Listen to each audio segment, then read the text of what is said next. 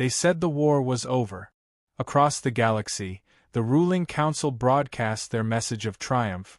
A chorus of victory echoed in every capital and every system they controlled. Humanity had been crushed. Their homeworld was a smoking ruin, their fleets shattered beyond repair. The alien empires, united for once, celebrated what they called the final defeat of the primitive Terrans. Their ships had scoured Earth's orbit, vaporizing every resistance fleet with ease. Their ground forces overwhelmed cities with technology that made human weapons seem relic. Entire continents had fallen in weak. Satellites that once orbited Earth carried nothing but silence now. Their propaganda declared humanity broken beyond recovery. The truth was far different. The day they declared victory was not the day humanity surrendered. It was the day the real fight began. On Earth, in the underground remnants of what was once the United Nations Space Command, the surviving human leaders gathered. The bunker was a labyrinth of reinforced steel and encrypted communications. It was a ghost of humanity's former glory but still alive. The faces there bore the weight of loss, but also a spark unbroken. They had lost everything but their resolve. "The enemy thinks we are finished," General Martinez said, his voice steady though the lines on his face told of sleepless nights. "They believe our fleets are gone. Our cities burned to ashes. But they don't know what we're capable of when pushed to the edge." Around him, scientists, engineers, and strategists nodded. They had been working in shadows, salvaging technology, reverse engineering alien tech, and training new warriors in secret. What the invaders hadn't anticipated was that humanity's survival instinct was its deadliest weapon. The aliens had made one fatal mistake. They underestimated human adaptability and resilience. Deep beneath the surface, the new human fleets were not dead but hidden, cloaked by jamming fields and scatter arrays to evade detection. Earth's new weapons were not outdated but reimagined, hybridized with alien tech scavenged from wreckage. Every battle lost had taught a lesson, every casualty fueled the fire of vengeance.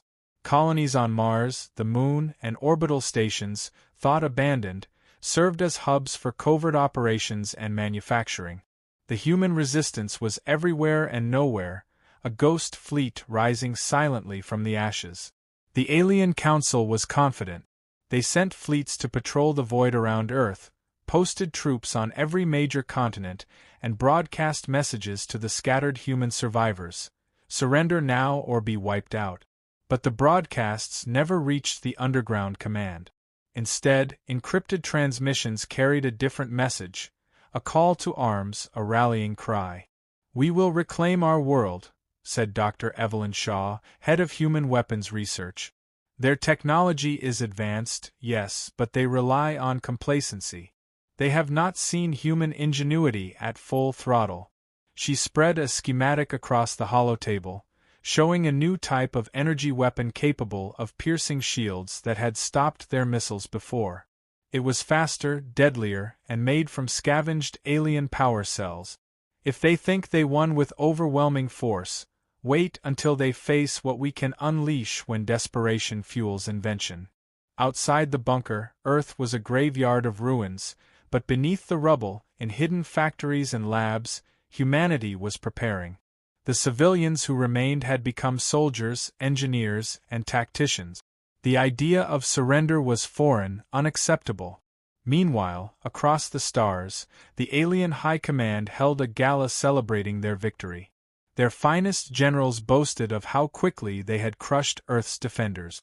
News feeds showed cities in ruin, military bases destroyed, and a planet resigned to occupation. They proclaimed humanity defeated, but they had missed the quiet signals. On a dark outpost near Saturn, a hidden human fleet scrambled to launch. Ships without insignias slipped past sensor nets, faster and stealthier than before. Their crews were young but hardened by loss, driven by memories of home and a burning hatred for the invaders. Each pilot knew the odds were against them. But they flew not for survival alone, they flew for the future of humanity, for revenge that would echo across the stars. The alien fleet scattered, sensing nothing. Their scanners were blinded by deliberate interference, their communications jammed by decoys. They did not expect humans to strike from beyond their sight. In the first weeks after the proclaimed victory, strange incidents began. Supply convoys were ambushed and destroyed by unseen assailants. Communication arrays were hacked, broadcasts replaced by cryptic messages in human code. Entire patrol fleets vanished without a trace. Panic rippled through the alien rank. They had declared an end to the war, yet shadows moved where they thought there was nothing left. The Council demanded answers. Their generals scrambled fleets to hunt down the human ghosts, but every attack led them into traps, decoys, and ambushes. It was as if the Earth itself fought back, not with armies, but with cunning and ferocity. Back on Earth, the leaders watched the reports come in with grim satisfaction. Each victory, no matter how small, was proof that the war was not over. It was just beginning. They were no longer defenders, they were hunters. The alien propaganda machine faltered. The once unshakable certainty of victory gave way to confusion and fear. Commanders questioned their intelligence report. How could a defeated species rise so quickly? How could the ruins of a lost world mount attacks that shattered entire squadrons? One junior officer put it plainly, "They lied to us. We didn't win. We just stopped fighting." In the deep shadows of space, a new human doctrine took shape. It was not about brute force but precision. Not about numbers but surprise and strategy. Humans had learned that the galaxy's greatest weapon was unpredictability. The first true human strike fleet emerged from hyperspace near a key supply hub. Within hours, they crippled the station's defenses, stole critical resources, and vanished before reinforcements arrived. Alien commanders were baffled. They scrambled their forces, but the human fleet was gone like smoke. The psychological impact was devastating. A species thought broken was now hunting them. Morale plummeted. Doubt poisoned alliances. Calls for negotiations were ignored by hardliners who still believed in crushing humanity completely. But the alien leaders had no plan for a war that had restarted without warning. Their ships were spread thin, their fleets exhausted from the previous campaign. Earth's resistance grew bolder, striking at vulnerable targets across the solar system and beyond.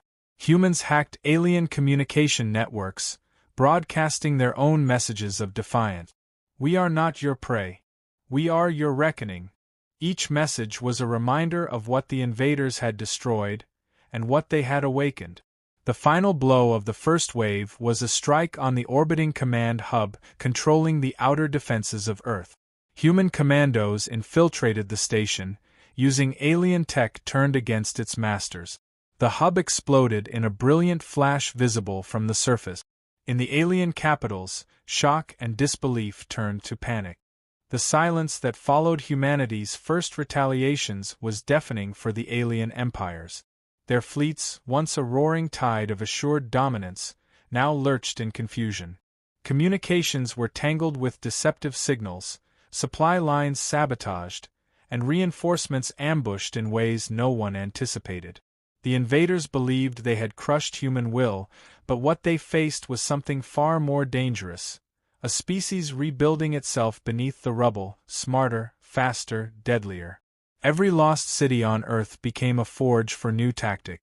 Human engineers worked day and night, creating weapons that blended alien technology with human ingenuity. Old scrap metal and salvaged circuits became parts of new machines designed for asymmetrical warfare, devices that didn't rely on brute strength but on cleverness and adaptability. Mines hidden in asteroid belts, stealth drones that mimic space debris, and ships capable of running silent through electromagnetic fields became their arsenal. The alien commanders grew paranoid. No one could predict where the next attack would come from or how it would unfold. Patrols that once cruised confidently through the void now approached with caution. Every signal, every blip, was a potential threat. Fear gnawed at the edges of their confidence. Behind the scenes, humans had adopted a new doctrine. No longer just fighting to defend, they were striking to destabilize. They targeted supply depots, communication relays, and resource stations vital to the alien war effort. By cutting off these lifelines, they crippled the enemy's ability to maintain control. It was a war fought in the shadows, a silent campaign waged on multiple fronts. The psychological warfare was just as critical. Humans hacked alien broadcasts, injecting messages that questioned the legitimacy of the conquest, exposing weaknesses and sowing dissent. They broadcast images of destroyed human landmarks with defiant slogans, proof that they were still alive and fighting. Alien populations who had once cheered the war now questioned their leaders' claims of victory. On Mars, the human military command was a hive of relentless activity. Scientists fine-tuned energy weapons capable of piercing the toughest alien shield. Pilots trained relentlessly in simulation pods, mastering maneuvers that would allow them to outsmart heavier, slower ships. Every successful skirmish became a lesson for the next. The human fleet operated like a ghost, appearing suddenly, striking with precision, then disappearing before retaliation. This guerrilla warfare frustrated the alien forces. Their massive armadas were slow to redeploy, leaving exposed gaps in their control. Human forces exploited every opening, hitting weak points and withdrawing before the enemy could regroup. Meanwhile, the civilian population was no longer passive. Farmers, miners, and workers contributed to the war effort by producing parts, gathering intelligence, and training in basic combat. Entire communities became bastions of resistance, hidden among ruins and wastelands. It was a total war, not just of armies but of an entire species refusing extinction. The alien high command tried to adapt. They deployed scouts to find hidden human bases, unleashed massive sensor arrays, and sent punitive expeditions to crush suspected resistance zones. But the more they searched, the less they found. Humans moved like shadows, leaving traps and false signals to mislead their pursuers. In the void between stars, small human task forces infiltrated alien supply convoys, disabling them with precision strike. They hijacked enemy transports and used the ships against their former masters. The invaders' logistics, once a seamless operation, became a chaotic nightmare. Alien diplomats pushed for negotiations, hoping to secure a ceasefire before the conflict escalated beyond control. But the human leaders refused. The memory of devastation was too fresh. The price of surrender too high. Humanity would not beg for mercy. It would take its destiny by force. One particularly bold strike crippled a major alien manufacturing facility in the outer asteroid belt. Human commandos, disguised in alien armor, infiltrated the heavily guarded complex and planted explosives that leveled the entire installation. The loss of resources sent shockwaves through the enemy's supply chains, delaying reinforcements for months. This operation was not just a tactical victory, but a symbol. It proved that humans could strike anywhere, anytime, and that no stronghold was safe. It galvanized human morale and shook alien confidence to its core. The aliens began to fracture. Some factions pushed for total annihilation of humanity, no matter the cost. Others urged caution, fearing the war would spiral out of control. Alliances weakened as fear and mistrust grew. Commanders accused each other of failures and incompetence. On Earth, the leadership planned the next phase. They knew that this quiet war of sabotage and guerrilla tactics could not last forever. Sooner or later, humanity would have to face the alien forces head-on. But when that time came, they would be ready, not as the broken remnants the galaxy had mocked, but as a united, relentless force. Humanity was learning from every battle, adapting faster than anyone imagined possible. Their strategies evolved from desperation to mastery. Their weapons grew deadlier, their tactics more refined. Every sacrifice was a step closer to reclaiming their world. Deep within secret laboratories, scientists worked on a new class of weapon, a fusion of human determination and alien technology that could shift the balance decisively. These weapons harnessed energy at scales previously thought impossible, capable of crippling entire fleets with a single strike. The alien commanders received reports of these developments with growing dread. They had won battles, yes, but the war was no longer theirs to control. Humanity had become a ghost that haunted their victories. In the outer reaches of the solar system, a fleet of human ships gathered, their crews silent and focused.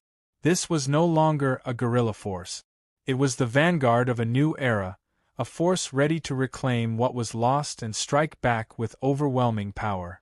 When they moved, they did so with purpose. Their targets were strategic: command centers, resource hubs, flagship vessels. Each attack was a statement that humanity was no longer hiding. The alien fleets scrambled to respond, but the human strikes were too fast, too coordinated. They seemed to anticipate every move, cutting off reinforcements and isolating enemy units. What had begun as scattered resistance had turned into a coordinated offensive. Alien morale plummeted. The same species that had once laughed at humanity's primitive technology now feared it. Rumors spread that humans had developed weapons capable of tearing through the toughest armor, tactics that turned the tide of battle, and a will that would not break. Among the alien ranks, whispers grew of a prophecy, a species that would rise from the ashes and bring ruin to their conquerors. Many dismissed it as superstition, but the growing human campaign made even the skeptics uneasy. On Earth, the human leaders prepared for the inevitable. They knew their next moves would decide the fate of their species. The time for stealth was ending. The time for war was beginning.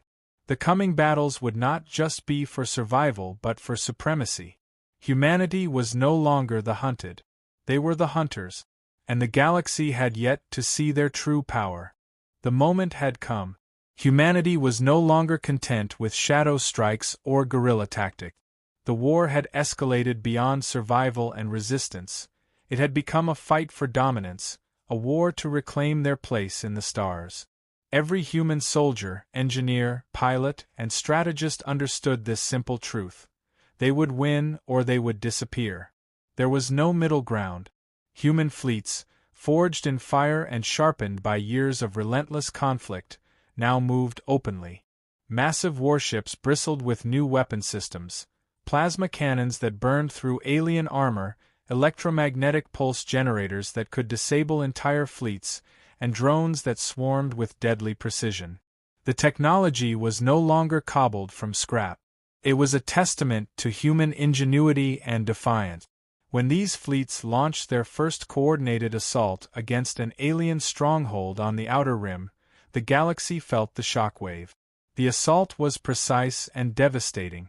Human command ships led the charge, directing squadrons with calculated efficiency. Every strike was calculated, every target selected for maximum impact. Alien defenses, once thought impenetrable, faltered under this new onslaught. The battle was brutal. Alien warships unleashed volleys of firepower in desperation, but human vessels outmaneuvered and outgunned them. Space itself became a battleground where dogfights erupted like storms, lasers streaking through the void, explosions tearing through hulls. The tide was turning. The alien commanders had underestimated humanity's capacity to evolve. Their arrogance had blinded them to the truth. Humans were adaptable, ruthless, and fiercely determined. Each defeat bred new innovations. Every setback was a lesson that refined their tactics. On the ground, too, humans pressed their advantage. Cities devastated in the first wave of invasion were now war machines. Soldiers equipped with advanced exosuits and powered armor moved with agility and strength that alien troops struggled to match. The battlefield became a proving ground where human grit and technology combined to devastating effect. Resistance cells coordinated strikes behind enemy lines, sabotaging supply routes and assassinating key targets. Civilians trained as militia fighters defended their homes with improvised weapons and fierce determination. The alien occupation was slipping like sand through their fingers. Reports poured in from across the system. Alien bases falling, supply chains collapsing, morale plummeting. The alien fleets found themselves reacting, scrambling to hold on to positions they once controlled without question. Political factions within the alien alliance fractured under pressure. Some advocated for brutal retaliation, mass extermination of human populations to crush resistance through fear. Others urged negotiation, fearing complete collapse. Distrust and paranoia poisoned their leadership, crippling their ability to respond effectively. Humanity seized on this discord. Diplomatic channels broadcast messages of peace, offering terms of coexistence on human terms, but these were met with scorn or silence. It was clear that the alien empires preferred domination over dialogue. So humanity prepared for the final phase. Their engineers unveiled the culmination of years of research, a new class of weapon capable of altering the battlefield forever.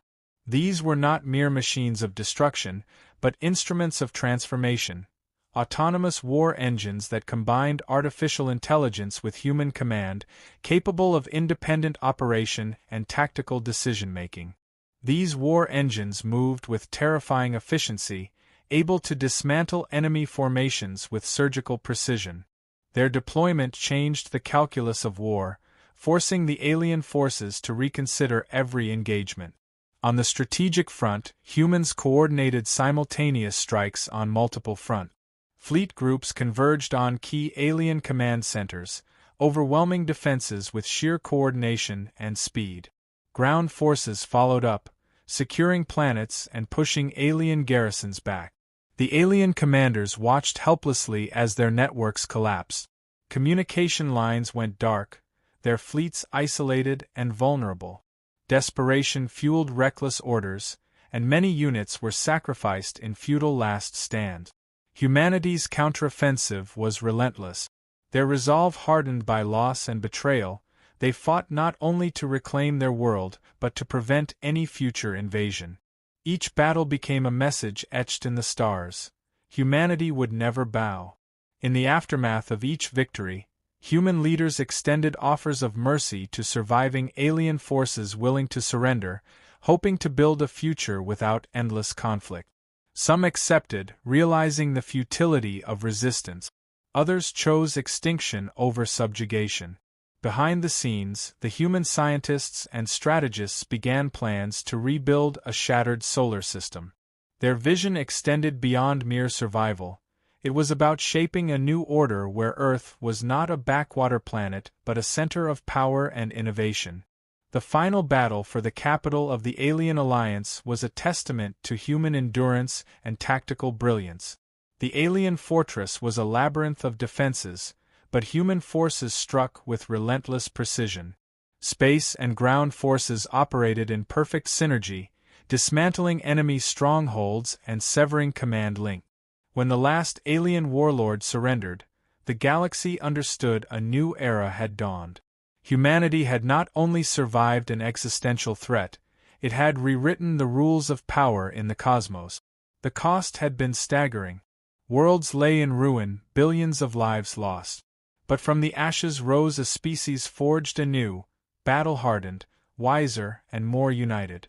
They were no longer the underdogs, the primitive species mocked by the galaxy. They were the ones who decided the future. Messages from the stars echoed across human colonies and allied worlds. Humanity was a force to be reckoned with, a guardian of their own destiny. They would not be pawns in another species' game, nor victims of conquest. Humanity's victory was not just military, it was a declaration. They had endured, adapted, and fought back harder than anyone predicted. The galaxy learned a hard truth. Do not underestimate humans. They might appear fragile, but when pushed to the edge, their true nature emerged, unstoppable, relentless, and unbreakable. The war had ended, but the story was far from over. Humanity would watch the stars now as a force, not a footnote. They would protect their home and reach beyond, ensuring no one ever again would declare victory over them prematurely. In the silence of space, a new chapter began, one written not by conquerors, but by survivors who had become legends.